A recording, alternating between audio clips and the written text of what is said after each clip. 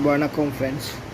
அதாவது ஒருத்தரை பற்றி அவரோட படிப்பு என்ன, அவரோட அந்தஸ்து என்ன, அவரோட பேக்ரவுண்ட் என்ன, யாரோ ஒருத்தர் எதையோ ஒன்று சொல்லிட்டாங்கன்னு வச்சுக்கிட்டு என்னை பற்றி ஒரு ஐடியிலேருந்து தப்பா என் பேர் கூட முழுசாக தெரியல, என் பேரை கூட தெரியாத ஒருத்தர் என்னை பற்றி அவதூறு பரப்பிக்கிட்டு இருக்காரு.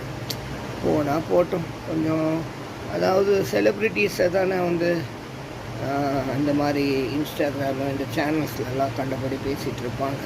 இந்த பேசுகிறவங்கெல்லாம் காசு வாங்கிட்டு பேசுகிறாங்க.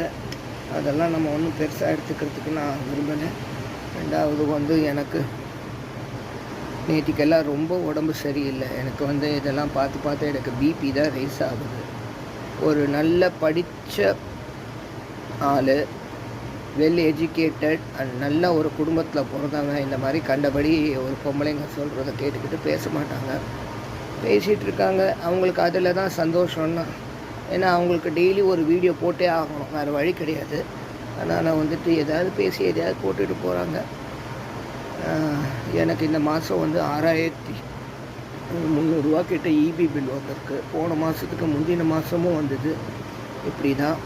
அதாவது நான் இருக்கிறது ஒரு ரூமில் நான் படுத்துக்கிற இடத்துல ஒரு ஃபேன், என்கிட்ட டிவி கூட கிடையாது. ஃபேனு, சின்ன பல்பு தான் யூஸ் பண்ணுவேன்.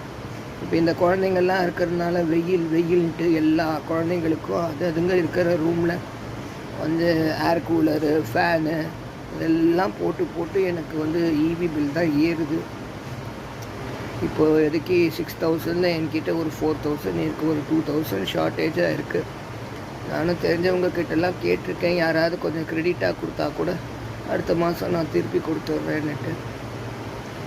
என் லைஃப் இப்படி போயிட்டுருக்கு. டெய்லி காலையில் இருந்தால் எனக்கு சாப்பாடு நானே தான் ஏதாவது செஞ்சு சாப்பிட்ணும். யாரும் கிடையாது. அம்மா, அப்பா, பாட்டி எல்லாரையும் வச்சு பார்த்துன்னேன். யாருமே எனக்கு எதுவுமே செய்யாத விட்டுட்டு போயிட்டாங்க. என்ன பண்ணுறதுன்னு ஒன்றும் தெரியல. உடம்பும் இப்படி இருக்குது, இதுவும் இப்படி இருக்குது. இதில் கண்டபடி பேசிக்கிட்டு இருக்கிறாங்க. என்ன செய்யறது ஒன்றுமே புரியல. மனசு தான் வருத்தப்பட முடியுமோ தவிர. ஆனால் அதாவது ஒரு விஷயம் சொல்லுவாங்க, காசிப்ஸ்னாலே அது பொய் தான். அதனால் காசிப்ஸ் பேசிகிட்டே இருக்கட்டும். பேசுகிறவங்க வாய் என்னைக்கு வலிக்குதோ அன்றைக்கி மூணும், உண்மை என்னைக்கு வெளியில் வருதோ அன்றைக்கி அசிங்கப்பட்டு போவாங்க. அவ்வளோதான். ஸோ என் கடமையை நான் செஞ்சிட்ருக்கேன். கடவுளுக்கு பொதுவாக மனசாட்சிக்கு விரோதம் இல்லாமல் எந்த ஒரு ஜீவனையும் நான் துன்புறுத்தினது கிடையாது என் வாழ்க்கையில்.